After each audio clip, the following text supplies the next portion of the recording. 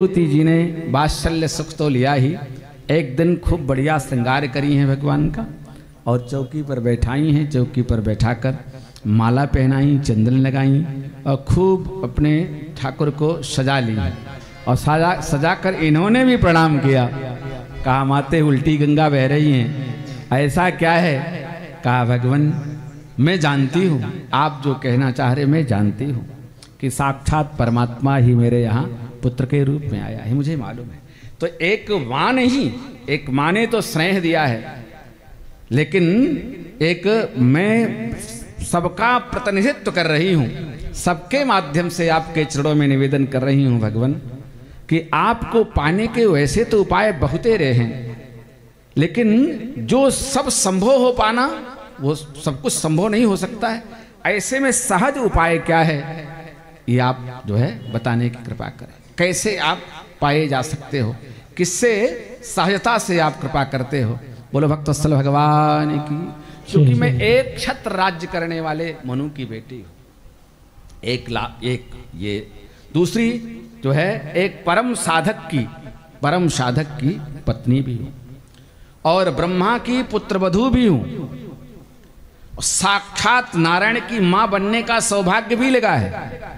अगर मेरे अंदर चाहतें हो सकती हैं, मेरे मन में तमन्नाएं इच्छाएं कामनाएं जग सकती हैं, तो जो संसारी जीव है उसमें क्यों नहीं जगेगा? और यदि जगेगा, कामनाएं इच्छाएं जगेंगी तो उन अनंत इच्छाओं के चलते जीव उस लक्ष्य से अलग हो जाता, फिर वंचित हो जाता, फिर वो लाभ नहीं मिल पाता जो उसको मिलना चाहिए। ऐसे में सहजतम उपाय क्या है भगवान आप बताने की कृपा करें। बोलो भक्तवत्सल भगवान की। यहाँ देखो भगवान ने स्वयं, जब भगवान कृपा करता है तो अपने कैसे हमारे प्रति आस्था और भक्त की स्वयं निर्देश भी कर देता है। आज यहाँ जब इस रूप में कहा है, कहा माते मुझे प्राप्त करने के बहुतेरे उपाय हैं, यम नियम आसन प्राणायाम प्रत्याहार ध्यान धारणा, सारे उपायों से मैं पाया जा सकता हूँ, लेकिन जो सर्वोत्तम उपाय है मुझे प्राप्त करने का वो अच्छे संग से है। संग, अच्छे संग से। और अच्छे संग का मतलब संत संग से है।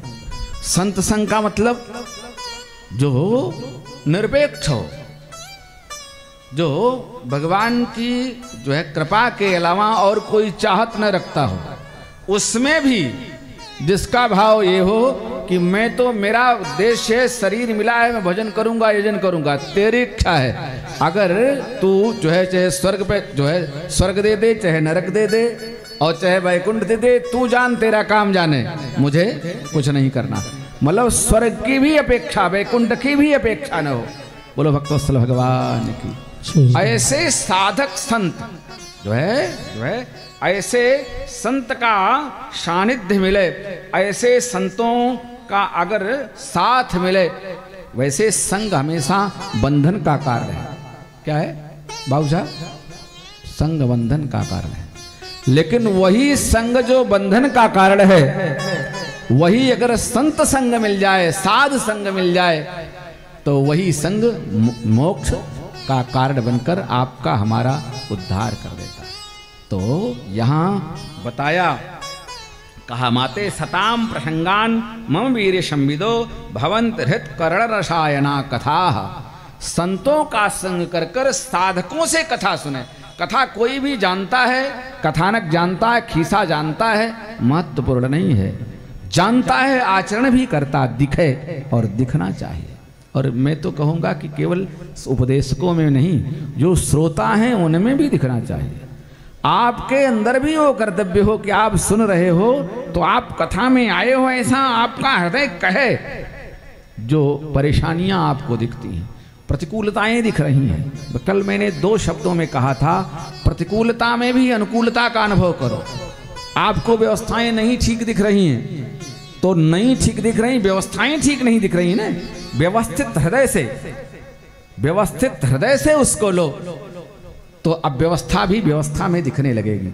बोलो भक्तवत्सल भगवान की जय, भक्तवत्सल भगवान की जय। इसलिए यहाँ कहा माते संतों का संग, इसीलिए संतों का बड़ा महत्व है। और वो साधक संत अगर नेक विचारधारा वाला कोई मिलता है, वो किसी भी रूप में मिल सकता है जी। ऐसा मत समझना कि वो बड़ा भारी वो जटा ही होगा, बड़ा चंदन मोटा होगा, लाल पीला होगा, ऐसा कुछ नहीं। आचरणों में चीजें दिखती हैं तो आपका वो ऐसा साधक आपके माँ बाप भी हो सकते हैं, आपका कोई स्नेही प्रेमी भी हो सकता है, आपका अपना कोई पड़ोसी भी हो सकता है, आपका अपना कोई अपने संबंधों में से भी हो सकता है, जिसके अंदर त्याग परक जीवन जो जी रहा हो। ऐसे के सानिध्य में आप बैठोगे तो कहीं न कहीं आपके हृदय में परिवर्तन होगा। कुछ न कुछ अगर लेना चाहोगे तो थोड़ा भी लोगे तो उस पर जो है आपका मन अमल करने का कहेगा। बोलो भक्तवत्सल भगवान की। इसीलिए संत का संग जरूरी है माते। संतों के संग में रहकर अगर जीवन जीता है तो निश्चित रूप से वो सहजता से मुझे प्राप्त कर लेता है। उसकी जो